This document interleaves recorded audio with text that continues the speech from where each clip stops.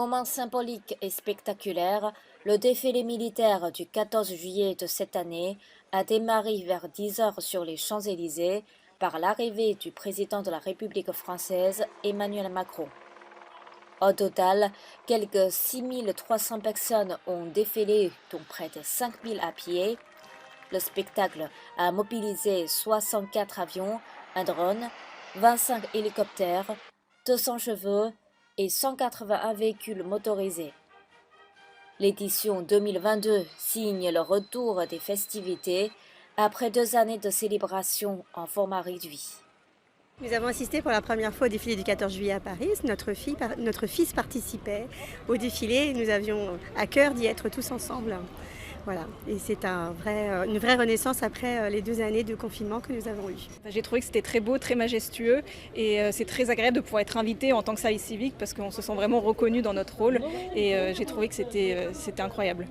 Cette année, une cérémonie autour du thème Partager la flamme a rendu un hommage à la flamme de la résistance et à la flamme des Jeux olympiques et paralympiques qui se dérouleront à Paris en 2024.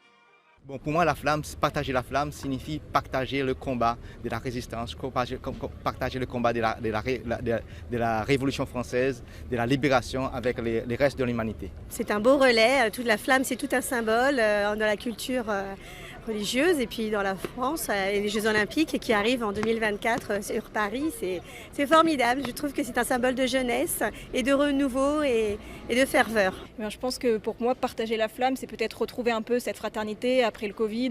En ce moment, il y a la guerre, il y a tout ça. Donc je pense que dans ce contexte un peu compliqué, c'est un moyen de peut-être regrouper les personnes et de créer de la fraternité. Le spectacle s'achève en musique avec une chanson originale intitulée France, interprétée par l'artiste Candice Paris. Dans l'après-midi, plusieurs animations sont proposées à tous les publics sur l'esplanade des Invalides et dans d'autres arrondissements de Paris. Un grand concert sur le Champ de Mars a lieu à partir de 21 heures, suivi du traditionnel feu d'artifice tiré depuis la Tour Eiffel à 23 heures.